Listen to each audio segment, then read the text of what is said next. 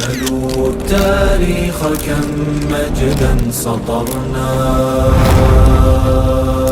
على صفحاته وبه تغنى. الحمد لله قدسي یو سیمینار کې و در اوایل جا دارد که از نهاد کلمات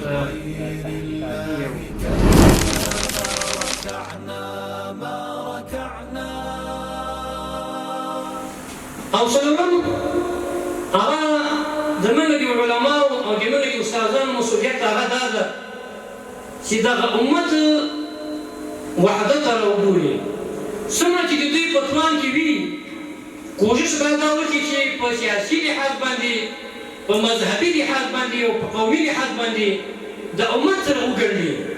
په مذهبي لحاظ د امت باید نور سره ونه پاشل شي. په سیاسي لحاظ باندې هیڅ چاته دا اجازه ورنه کول شي چې هغه د وخت حاکم او د وخت امیر خلاف باندې خبرې وکړي یا په عمل کې د خپله نظریه خپل فکر د عملي کړي.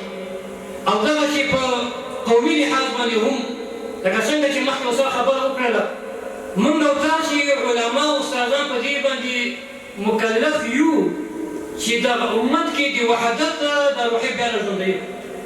دا خبره وکړي چې لکه مخکې چې استاد د آیت مبارکه تلاوت کړو چې ان اکرمکم عند الله اتقاکم، په تاسو کې بهتر هغه څوک دی چې هغه متقي وي، ولو که یو سورپوستی یو سورمخی امریکایي هم وي چې مسلمان وي او متقي وي او زما او ستا ورور وي لیکن بدعمله وي، د دین څخه لرې وي، د ما او تا له دې سکه ورور څخه هغه سورمخی امریکایي برطانوي چې مسلمان ده او متقي ده هغه ته باید موږ ترجیح ورکړو. مخکې استاد ډېر مثال ورکړ چې کله مصعب بن عمر ورور یې عزیز بن عمر ورته وایي چې بدر په غزا کې چې ورور راسه ما خلاص کړي خپل ملګرو نه دي.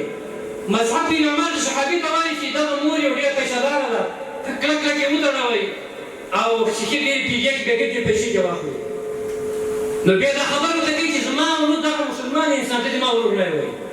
که دغه چې موږ نو ټول تعصبات له منځه یوسو، د امت په قومي لحاظ باندې سره وتړو یو یې کړو، نو انشاءالله د امت به بیا خپله عظمت خواته ځي.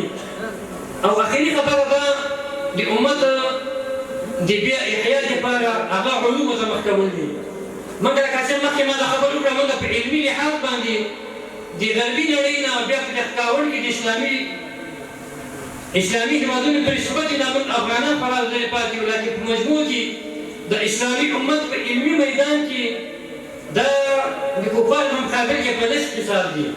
که موږ علومو ته مخه نه کړو، موږ ساینس ته مخه نه کړو، موږ ټکنالوژي ته مخه نه کړو، موږ فزیک زده نه کړو، موږ کیمیا زده نه کړو، موږ طب زده نه کړو او موږ جامعه شناسي زده نه کړو، نو هرګز به د امت د غربي نړۍ په مقابل کې د مقابلې توان پیدا نه شي. نو که څوک غواړي چې د غرب او د کفري نړۍ مقابله وکړي، نو لازمه دا ده چې باید علومو ته موږ مخه کړو. او له علم پرته زموږ یو درس نه روا کېږي. دا چې وخت کم ده او دغسې د امت د زوال او د امت د بیا احیا لاملونه او اسباب دا زیات دي. علماو مخکې ما خبر وکړو چې مستقل کتابونه پرې لیکلي دي. امام ندوي صاحب کتاب لیکلی ده، شکیب الزمان کتاب لیکلی دی، ما ذات اخر المسلمون په نوم باندې د موږ د معاصرو علماو په کتابونه لیکلي دي.